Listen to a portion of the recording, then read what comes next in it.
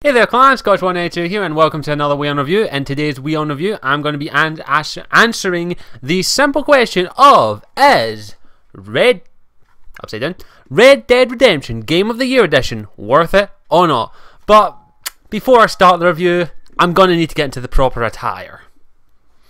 So let's grab me hat. Very masculine, don't you think? Is the right way around? Yeah, there you are. Okay, everyone, let's have a good old time with this review. So, firstly, let me just state that this Red Dead Redemption and also the hardback limited edition strategy guide were both donated by clan member and subscriber Darkstreeful, who donated the funds to get the game and the strategy guide, and a big thank you to him for that donation. So that's your little plug there. Hope you like it. So, let's get straight into the review. Now, of course, Red Dead Redemption is not a new game. It's been out, I think it was released in, what year was that? 2010, I want to say? I'll go 2009, 2010. And I'll happily admit, when I first heard that Rockstar were doing a Western game, I was both excited and also a bit worried because of one simple reason. Like most people at the time, I was like, is it just going to be GTA in the Wild Wild West? Wild West. Oh god, that film's horrible. Back to the review.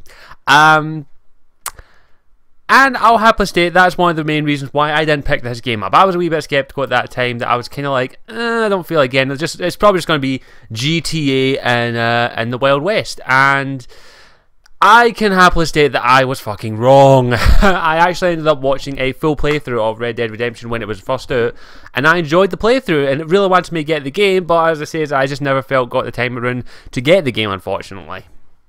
And big thank you again to Darkstreeful for donating. And I'll happily admit, I was gladly proven half right, half wrong. Red Dead Redemption has a lot of similarities to GTA, but also it stands on its own as an individual game. It is not just a clone of GTA set in the Wild West. It is not that, I can happily state that. This is the Game of the Year edition, so it does have the Undead Nightmare DLC, and I will review that at the end of the review. But as I say, that was my opinion, and I can happily say that I'm proving half right, half wrong. It does have a lot of similarities to GTA, but at the same time, it's different enough to make itself stand out on its own. I'm not going to lie to you. It's a Rockstar game. When it comes to Rockstar, I always like their games. They're always great sandbox games, and Red Dead Redemption is no exception. It is a fantastic. It's definitely got a lot of similarities to the GTA franchise, but at the same time, it's also different enough to merit standing on its own. So it's not just a GTA clone set in the Wild West. Rockstar put a lot of time and effort into this game to make it its own game, and also possibly maybe a continuation of the franchise. They're doing a lot more Red Dead games.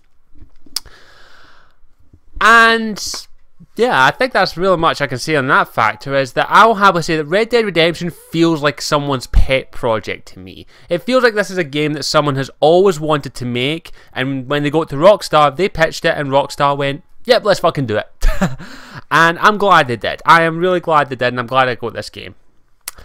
So, let me also just get to the review. Let's get to the story. This, of course, all WION reviews are spoiler-free, unless it says spoiler in the title. And I will give you a heads up if I'm going to spoil it, so don't worry about that. Let's get right into the story. Now, the story, I'll happily admit, is a Rockstar story. Rockstar, more so with their recent games, like GTA 4, Max Payne, and Red Dead Redemption, are more realistic. As in, if you look back at like GTA Vice City, and of course GTA San Andreas as well, those are the only two really Rockstar games I played before moving on to GTA 4, then Red Dead Redemption.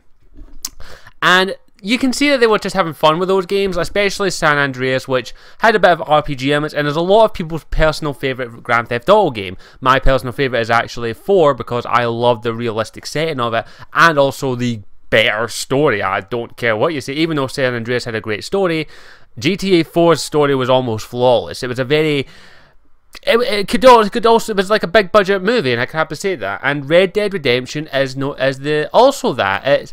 The story follows John Marston and his quest basically to kill former members of a gang that he used to follow in, because he's basically been, well, you can't really say being blackmailed / forced to kill his former gang members by the government, who have taken his wife and son hostage.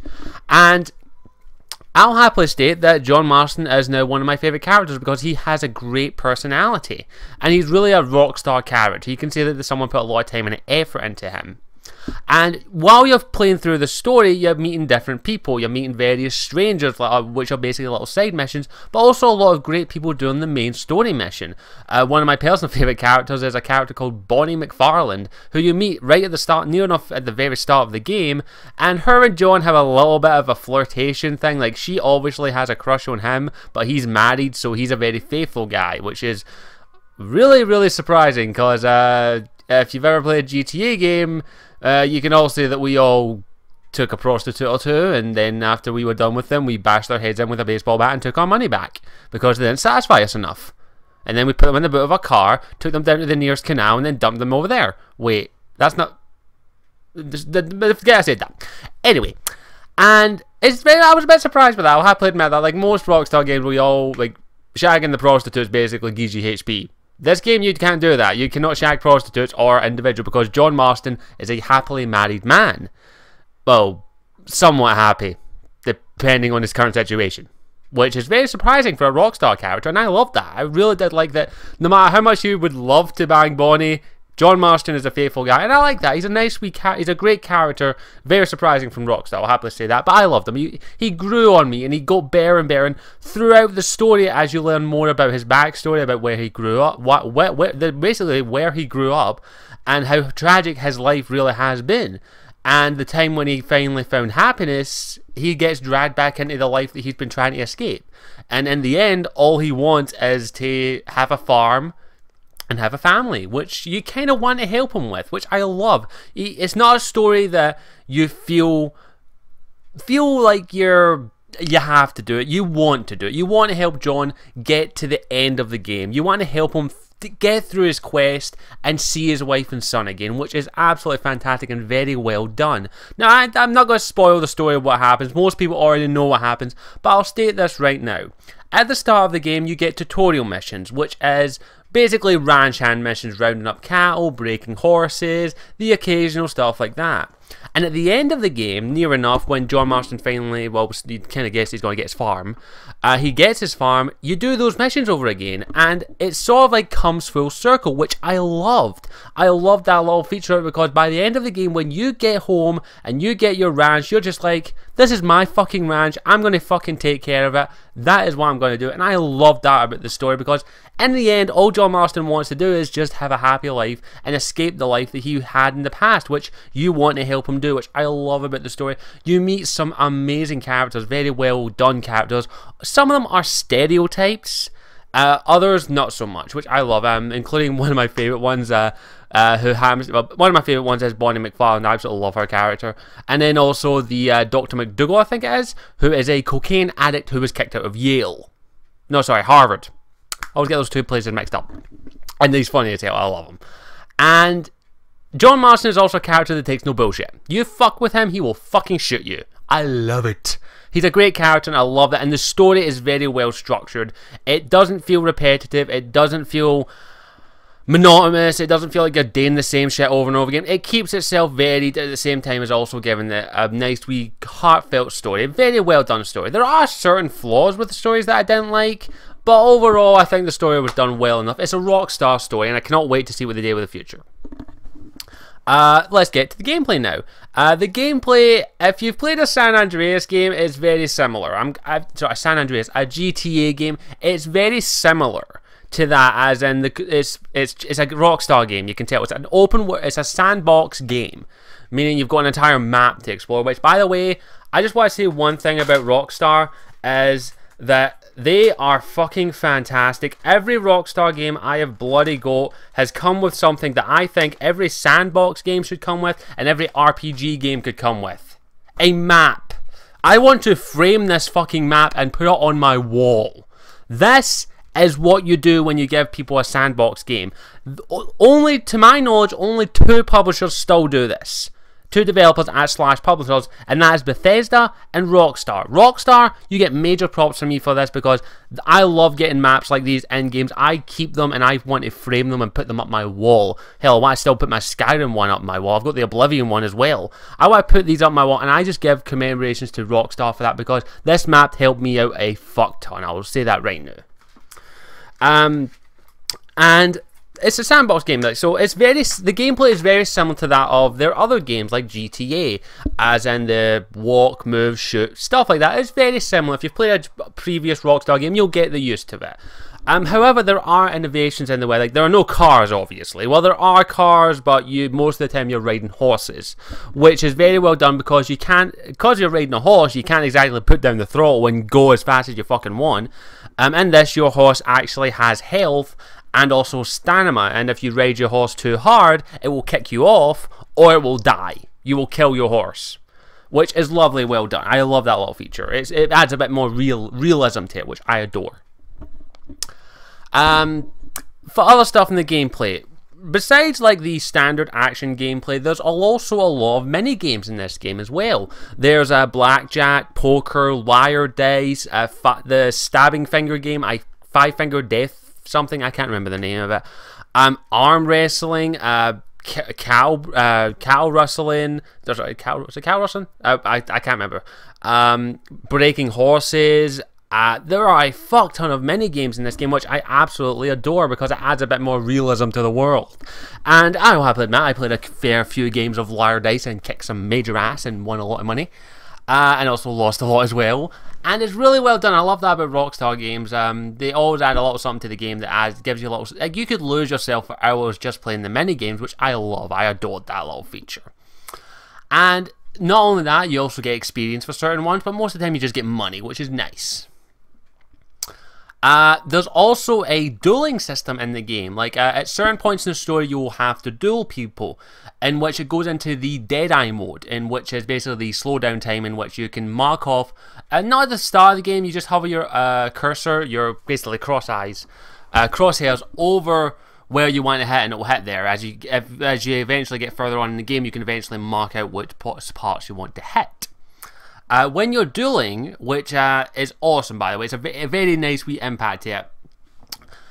You can either kill the person or you can disarm them by shooting the gun in their hand. Now, shooting the gun in their hand is actually the hardest shot to make in some instances, unless you get really good at it, which I always ended up doing because I became near enough a master at that within about the first few hours of few duels. And I loved that. Because you didn't want, like, you could be a cold-blooded murderer in this game if you wanted to, but at the same time you could also be an honourable man, and you'd be like, I'm not going to kill you just because of a fucking duel. But in some instances you might as well duel and then kill the person, because it makes it's easier to kill the person than it is to disarm the person, but when I successfully disarm a person, it makes me feel like a badass. I love it. And I like that. It got everything that I wanted out of a Western game. I love that little feature, so I just needed to move my keyboard there. And I love that. It adds a lot more realism to the game, and I freaking adored that. It was absolutely fantastic. There are also other features to the gameplay as well, including challenges from Survivalist, which involves you going around and picking flowers. Yes, you're a cowboy who picks flowers. Deal with it. To hunting missions in which you had to go and kill various numbers of animals like rabbits, foxes, coyotes, armadillos, bears, deer, stag, a whole fuck ton of shit. You killed these animals, and not only once you killed them, you didn't just kill them and they disappeared. You could go to them and you could skin them and take their meat and sell it, so it felt worthwhile. And as you get level up these things, do these challenges, they're not just there for no fucking reason. You actually get skills for them. You either increase Deadeye, a specific item, money, and if you if you max out the entire challenge, you get a bonus item. I'll use one, and the only two that I managed to near enough max out, one I maxed out, one I got to level 9, and one is the treasure hunter one, which thank you Darkstreeful again, because this strategy guide came in really handy. We're trying to find all those treasures because a lot of those maps were very vague. I've got to mention there's a treasure hunter thing as well, but you find treasure and gold, which is lovely. And the treasure hunter one basically involves a little bit of thinking as well, because you find maps throughout the game, and they lead to treasure points, which you'll find a chunk of gold and then the next map. And there are 9 in total, giving you an overall rank of 10, because the first one is getting the map. And once you get every single piece of treasure, you'll probably get around about 5 grand of worth of money. And also, you get something known as the Legendary Satchel, which basically doubles your capacity for consumables, i.e. medicine, apples, and various consumable items, which is absolutely fun. So it feels worthwhile. It doesn't feel like, oh god, I have to go and find this other treasure. You want to find them all because you get bonuses that are worthwhile, which is fine. You also get Sharpshooter, which is basically perform trick shots, basically, i.e. disarming X amount of people, kill X amount of people with one dead eye, shoot the hats off people, which I loved doing. It was awesome. And it's really well done because it doesn't feel monotonous. Most of these Sharpshooter ones you'll achieve while throughout the game, but some of them you will actually have to take your time and actually find people to do this to, which I liked. I like that wee feature. And I like that. It was really nice. So there's a lot of stuff to this game that can add a lot of replayability as well. And if you're a completionist, this is your fucking dream. Most Rockstar games have that essence of completionist to them. I'll get to that in a moment. One other thing also is, I think that's about all I've got to say in that, actually. I'm trying to think, is there anything else? Let's get to the negatives. I do need to get to the negatives because, as it says, these are fair and honest reviews. There are a couple of grinding issues with Red Dead Redemption. The biggest and most prominent one is texture pops. This game has still aged well. It's only about 2-3 years old, I'd give or take. But at the same time, there are a lot of texture pops in this game. I must have came across a fuck ton, and also a lot of graphical glitches, which really started to irritate me after a while and take me out of that realism, that escapism, really. And it really did take away a wee bit from the game. Now, the texture pops aren't too severe at the most part. There are some instances in which they're very blatantly obvious, but there are some instances where they're barely noticeable. Not so much in the character models, more so on the scenery, which is understandable for a very vast and open game like this. There is that major problem. That is one of the problems that really started getting on my tits, really, and it did get annoying after a while. It got really frustrating after a bit. There are one or two other things, like some of the, how do I say this? Some of these characters really started to irritate me as well. Even though there are characters I love, there are other characters that really drove me up the fucking wall. And there are also a lot of fetch quests in this game. Throughout the game, you'll come across what are known as stranger missions. Now, a lot of these stranger missions are actually very well done. My personal favourite one is called I Know You, in which you come across a person who's basically like, I know you, and describes various crimes that you've done, and basically says, you may want to go and do this. And he never tells you who he is, and you're like, how the fuck do I know you? Well, how the fuck does John know him? And I loved that little air of mystery to it, and he was really creepy as well. That's my personal favourite.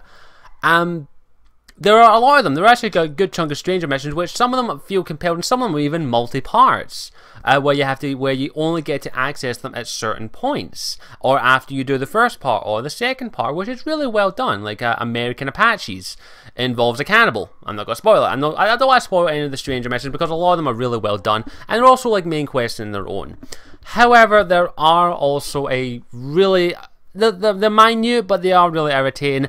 There are quite a few fetch stranger missions or quests in which it involves you going to go and find X amount of a plant or X amount of a certain animal skin or X amount of this, and it does get really annoying, and most of those ones I ended up skipping because I really hate fetch quests. They're one of my pet peeves. Not too bad if they're very well done, but a lot of these ones involve you going all over the map. In fact, one of them involves you going to find 6 beaver skins, several desert sage I think it is, and also some other thing I can't remember, and they're scattered all over the map. If you don't have the strategy guide, basically, there is no fucking damn way you're going to find those easily. It's going to take you hours to find them. If you have the strategy guide, it's a lot easier because this is a detailed map on where all the animals are, on where all where all the plants are. It gives you a detailed map where you can find all these, so I found them fairly easily, but at the same time I didn't want to do them because they were a pain in the fucking ass. But that's not a lot of them. There are just a couple of the stranger missions that really did get really annoying and really repetitive as well in some instances. Not a lot of them, but it did drag the game down just a little bit. Let's get to the... I don't think there's much else I can say. It's still a great game in my opinion, and let's get also to... Now, I'm not going to finish this review yet. I've only mainly talked about the main story of Red Dead Redemption. Now I have to talk about Undead Nightmare, the DLC that comes with this. And of course, if you're on the Xbox version, it's a 2-disc. It's main game and multiplayer, Undead Nightmare and multiplayer, which is okay. I don't mind that. I personally don't mind multi-disc. For fuck's sake, I've got Final Fantasy 7 up there I'm still going to play. And the game of the strategy guide also is the Game of the Year edition one, which comes with the stuff for Undead Nightmare, which is fantastic. Now, Undead Nightmare is actually really good in my opinion. It's sort of like a B-horror movie, which I like. And the story is stock. It's basically everything's hunky-dory okay. John Marston's happy. His wife and son get bit by a zombie, and he has to go and try and find a way to cure them. That's the story. I'm not saying anything else because the Undead Nightmare is fucking hilarious. I love it. But at the same time, it also has some heart-wrenching scenes as well. Not like, I'm gonna cry. I mean, like, things that make you go, oh, that's so sad. Especially the one when you go to the McFarlane Ranch with Bonnie there and you find out what happened to her dad. That was really, oh, Marston, hug her. And it's a really good thing. It's not, as I say, it's the only difference between Undead Nightmare and the main game is there are zombies and supernatural entities in Red Dead in Undead Nightmare, while in Red Dead Redemption's main story there are not. In Undead Nightmare you'll come across undead, of course. You'll also come across Sasquatches, the horses of the apocalypse. I shit you not, that was all. My personal favourite is riding on War. War is fucking awesome. I love him. Oh god, the war horse is fantastic. I loved it. And that's the only difference. That's really the only difference between Red Dead Redemption and Undead Nightmare, but it's a big difference because there are zombies everywhere. It also adds a couple new game mechanics where you have to burn cemeteries, basically, coffins and all, to purify them, basically. It's a basic, like, do this, this, and this, and everything will be okay. And I thought it was okay. I'm going to say that right now. Undead Nightmare is actually a very expansive DLC. It's very big. It's a proper expansion. It's not a cheap-ass DLC. It is an expansion, and I loved it. It was fantastic. I had the same amount of fun in Undead Nightmare as I did in Red Dead Redemption. There are still the standard issues, though, that Undead Nightmare, I think, could have been a wee bit longer. And also texture pop issues as well, and a couple minor nitpicks. Nothing major. And yeah, and also one little feature that I did like about it that was really annoying, but at the same time I understand why, was that you had to actually save the towns that are in the game as well, from the zombie invasion basically. And after, like, after you save them, they remain safe for X amount of time, but then they'll get under attack again and you have to go back and save them, which got really annoying after a while. But at the same time, you kind of makes sense. If it's a zombie apocalypse, the zombies aren't going anywhere. But I like that. It was also a little subtle. I love this little Easter egg in it. There is actually a unicorn in Red Dead in Undead Nightmare, but you have to get all 4 horses of the apocalypse, and I missed one. I missed Famine, and trust me, I tried to get Famine for like 2.5 hours, and I was like, fucking cock, screw this, let's get this done. Fuck you, Famine. Oh, it really drove me up the wall trying to find Famine. But yeah, Undead Nightmare was same problems as Red Dead Redemption, but still good. There is one other major problem with Undead Nightmare. In Undead Nightmare, you have to do every single mission. There's no ifs, buts, or whatever. You have to do every single mission in Undead Nightmare, or you cannot complete the game. Which really drove me at the fucking wall, because one of the fucking missions that I really hated was Filth and Entertainment, in which involved you trying to find a fucking Retcher, which is basically a zombie that spits at you, hog tie it, and take it back to some fucking stupid fucking movie maker so we could film a zombie orgy or something, and in the end he gets eaten by zombies, and I was just like, ha, deserved. Fucking hated that mission, and it really did. In my opinion, it shouldn't have been a feature in there. Some missions felt like side missions, other missions made sense for you to do. In my opinion, I personally think that that was a bad move. They shouldn't have made every single mission in Undead Nightmare compulsory, but you have to do every single mission or you can complete Undead Nightmare, which is kind of a pain in the ass in my opinion. Really annoying, but that's just me. So let's get to the verdict. Let's get to the simple question. Is Red Dead Redemption Game of the Year Edition for Xbox 360, PS3, and I think also PC, I could be wrong about that, worth it or not? If you can't fucking tell, simple answer, yes. This is a game that I think, if you're a Rockstar fan, is a must-buy and a definite worth your money. It also has a lot of content, a lot of replayability as well. There are some glaring issues, but overall I enjoyed the game. It was fun as hell, and I definitely will end up replaying it eventually. It's definitely a fantastic game that I would recommend to anyone who's a fan of Western games or other types of games. That makes no fucking sense. Rockstar games, and also if you're a fan of the GTA franchise, please don't knock this off as a GTA clone, or because it's not, or GTA in the West, because even though it's very similar to GTA, it's got enough different from it to stand on its own and make itself an individual game. So please do not do what I did and write this off as a GTA in the West. It is not. It's actually a really good game, and it stands on its own. It may have some similarities to GTA, but it still stands on its own in my opinion. Is definitely worth every penny. But then it's also answer the other question: is the strategy guide worth the money or not? And I can happily say this: fuck yes. If you can get this, get it. Like, a lot of people say that, oh, but all the information is online nowadays, and that's true. Still, nothing beats a fucking strategy guide. I love getting these strategy guides. If I can get a hardback strategy guide, I get it, because I love these things. There is some artwork in here as well, so it isn't just stuff to do. It's mostly screenshots though, so you kind of could have done a wee bit of art, but there is some artwork in it that's really well done. It really helped me out in my playthrough as well when I was stuck on like trying to find a specific flower, or trying to find a specific animal, or trying to find a specific item. This really helped me out in both the Red Dead Redemption and Undead Nightmare, and I would highly recommend, if you can get this, get it along with the game, because it is it's actually a really good strategy guide in my opinion, because it did help me out a lot. There are plenty of shit strategy guides out there, but this is not one of them. This is actually a really good strategy guide, and if you can, get the hardback edition, because it is fantastic. In fact, I'll leave a link in the description where you can buy Red Dead Redemption on Amazon, but where you can buy this for actually fairly cheap. You can buy it from thebookdepository.com. I'll leave it in the link in the description. You can actually get this a lot cheaper off there than on Amazon. And I would recommend both Red Dead Redemption the game and the strategy guide. It is a fantastic game and definitely worth every penny of your money. Please, I'm saying this now, it's worth it or not. Although, who will not like this game? I can happily say, if you're not a fan of the GTA franchise, if you're not a fan of Wild West franchise, if you're not a fan of realistic, by the way, then you won't like this game. And before anyone asks, no, I haven't played the multiplayer. I'm judging it as a single player game because I don't like multiplayer, okay? So, fuck off. But yeah, that's my answer. That is my review of Red Dead Redemption. Hopefully you enjoyed it.